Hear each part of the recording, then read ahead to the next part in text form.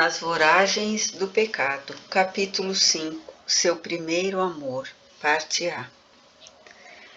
Afastando-se da Praça Rosada, onde acabara de ver pela primeira vez, sem o saber, o sobrevivente do massacre de La Chapelle, agora transformada em uma dama de Louvigny, murmurava Louise Narbonne consigo mesma. Quem será tão linda jovem? Meu Deus, dir-se-ia a mesma imagem que me vê aparecendo em sonhos ultimamente, qual arrebatadora visão celeste. Sim, é a mesma, cuja silhueta gentil já me alvoroça o coração. Encontra-se no Palácio Raymond. Será uma de Louvigny? Que seja assim, e Arthur auxiliar-me-á os intentos, se porventura... Chegou à casa onde residia, fatigado das peripécias impostas pelos deveres militares do momento. Taciturno e quedo, subiu as escadarias do seu palácio, ocultando algo entre os dedos fechados e deixando repercutir as passadas pesadas das suas botas nos degraus de pedra. Acima, esperavam-no 2 criados de quarto que, em silêncio, tranquilos, desarmaram-no e despiram-no das suas cotas de malha, braceletes e joelheiras de aço com que completava o seu armamento individual. Depois de se ajoelharem sutilmente à sua frente para lhe receberem a bênção, pois não ignoravam que, além de senhor de Narbonne, era príncipe e teólogo, um sacerdote, por assim dizer, a quem só faltariam os derradeiros juramentos para se ordenar.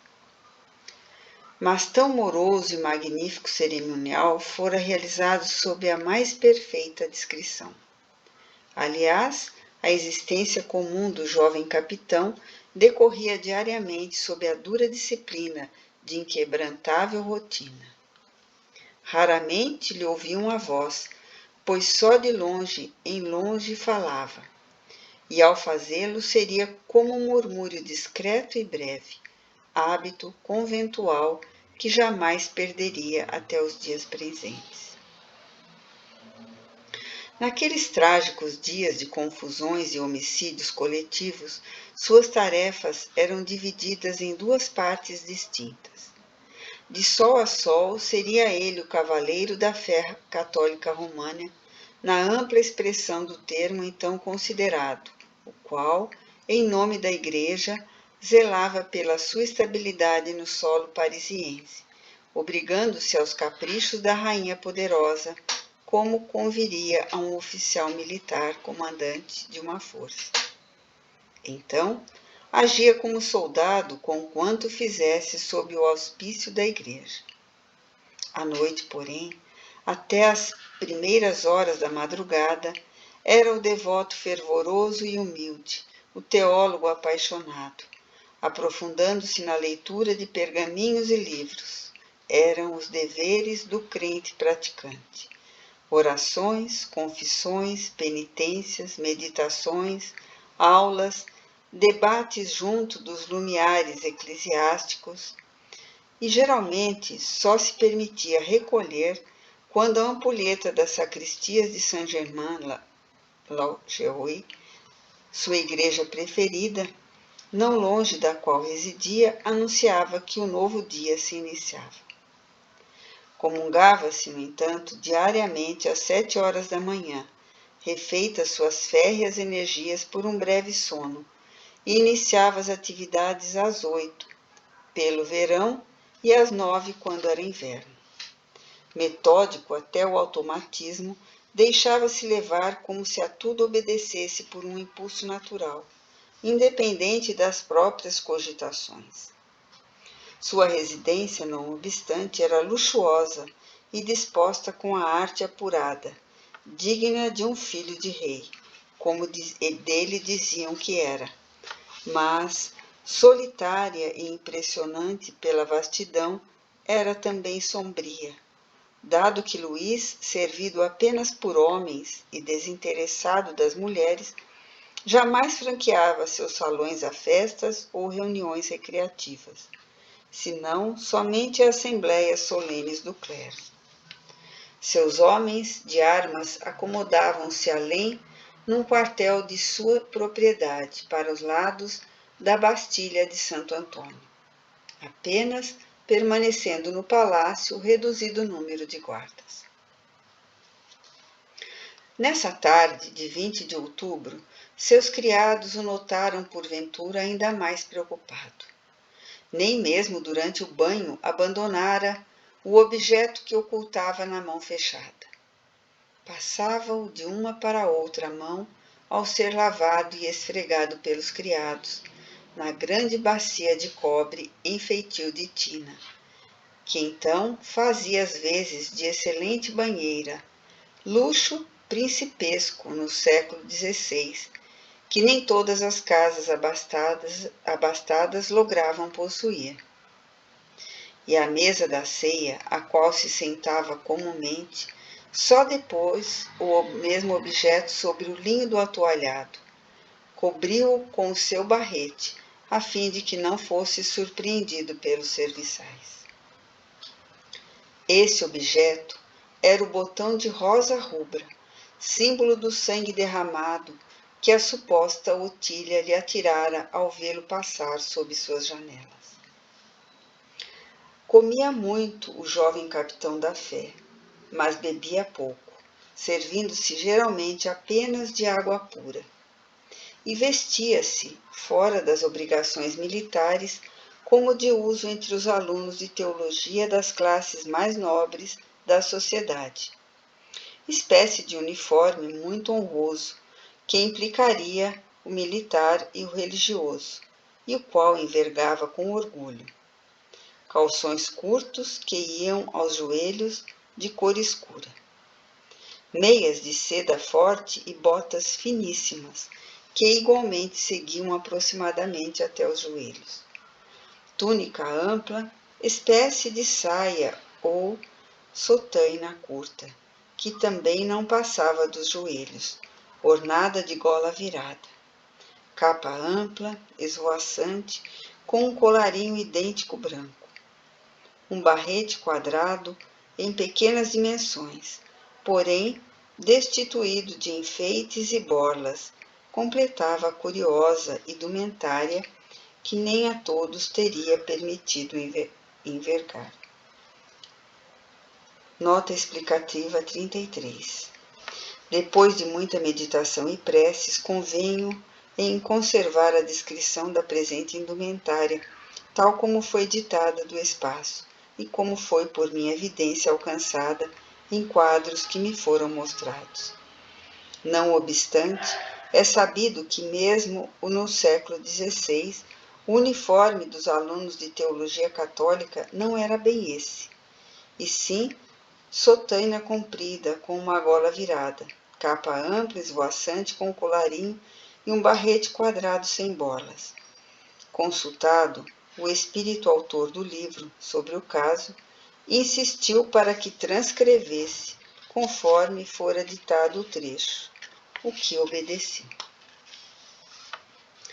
Após o repasto, dirigiu-se Luís em liteira para a igreja de Saint-Germain, a fim de meditar, confessar-se e entregar-se às devoções diárias, pois tal uniforme não permitiria ao seu ocupante cavalgar. Não seria muito provável que em Paris, por essa época, existissem homens, principalmente jovens, que apresentassem maior ardor religioso, mas difusa circunspecção nos atos praticados dentro e fora da religião.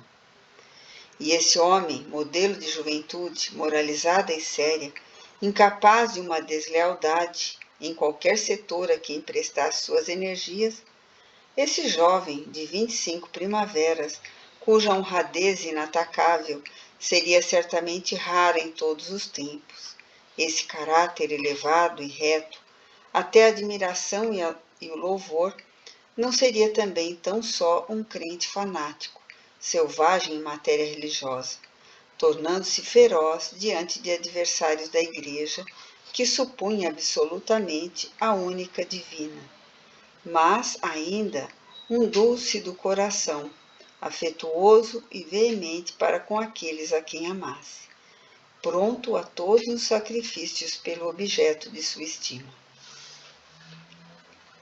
Quando soaram as 10 horas dos sinos de Saint-Germain, o capitão da fé, que se mantinha ajoelhado em seu genuflexório da capela mor, não longe do altar, como príncipe que era e que naquela noite parecia inquieto durante as orações, retirou do bolso da túnica um retalho de papel em branco. Traçou algumas linhas com pena de pato retirada do estojo de estudos, que à noite nunca o abandonava, e voltando-se ainda ajoelhado, ao ver o seu escudeiro, que rondaria pelas proximidades, disse-lhe num murmúrio: vai à Praça Rosada, chama a guarda do Palácio Raymond e faze chegar a dama dos cabelos de ouro, que hoje à tarde nos presenteou com a gentileza a mensagem que aí tens. Vai depressa, espero-te neste mesmo lugar, meu bom Rupert. Vai, não reveles, todavia, o meu verdadeiro nome, ainda que tu pergunte. E quando Rupert se retirava, ele fixava o altar com as mãos unidas em súplica e murmurava comovido nas profundidades do coração: meu Deus, praz a ti que a felicidade do amor ilumine os dias da minha vida, tão sombrios foram eles sempre, sem jamais me concederem a oportunidade, desde a infância, de sentir um coração devotado pulsando junto do meu. Meu coração anseia, Senhor, por amar e ser amado.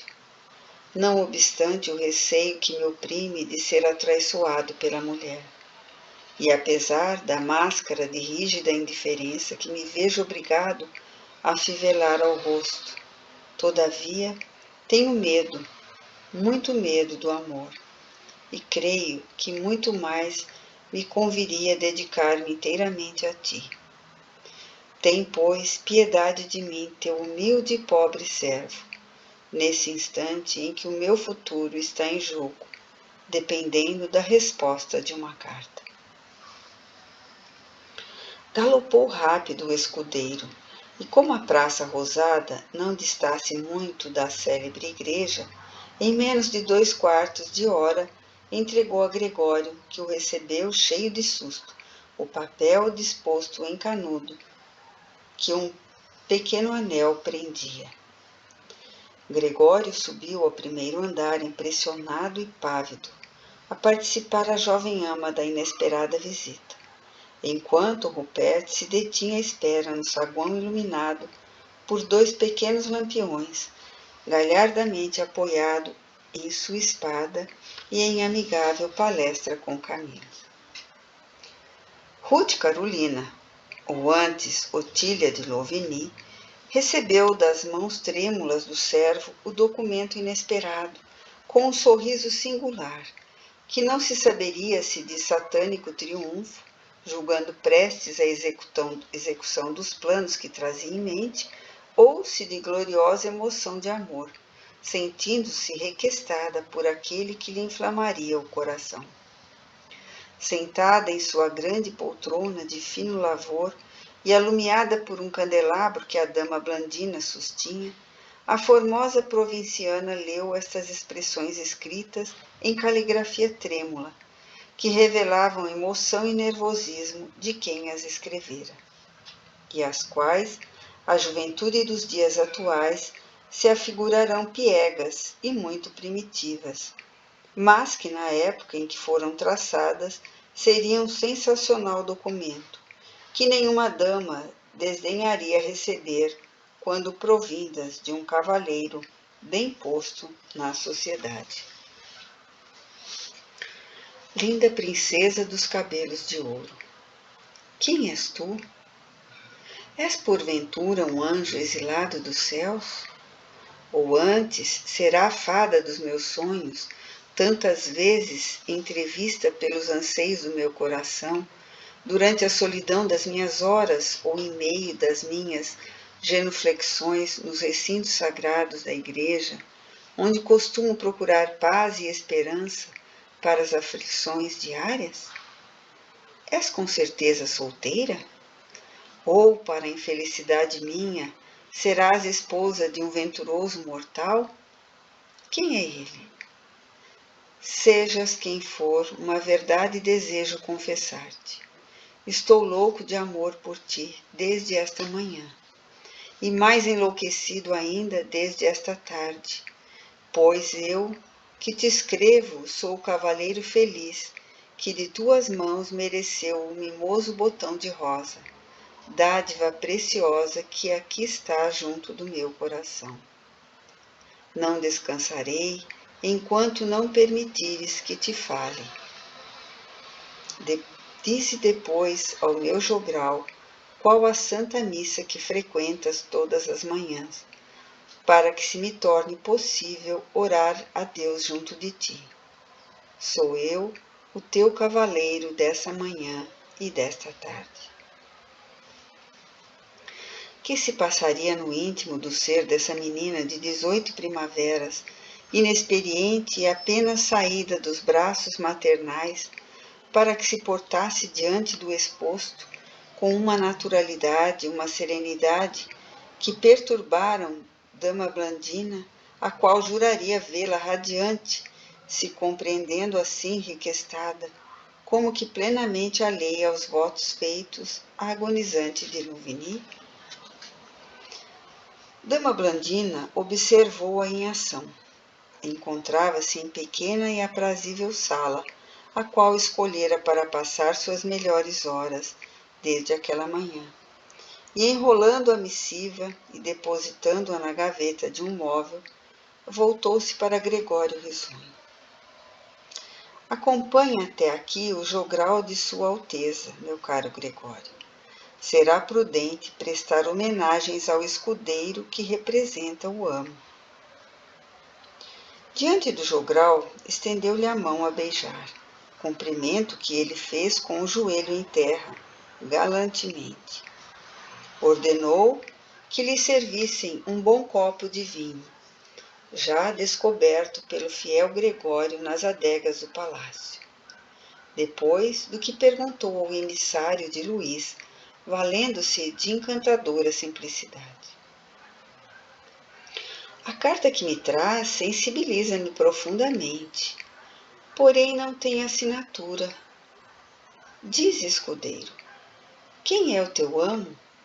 Quem é o amável cavaleiro que me dá a honra desta carta? Extasiado ante a beleza incomum da jovem que tinha à sua frente, e com a simplicidade dos seus modos, que ia ao extremo de lhe falar confidencialmente, gaguejou o servo de Narbonne contrafeito. Senhora, não me é permitido revelar o seu nome, o que sinceramente me conturba. Como então poderei confiar para responder à missiva que tão docemente me toca o coração?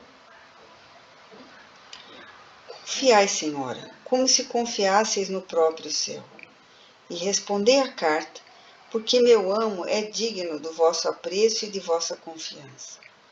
Trata-se de um dos mais nobres e honrados cavalheiros da França. Admiro-me como não o conheceis. Paris inteira o conhece. Acabo de chegar da província, escudeiro, e jamais visitaria Paris. Contudo, escreverei. Retirou-se, mas, passado alguns minutos, tornou à presença de Rupert, entregando-lhe um rolo idêntico ao que recebera.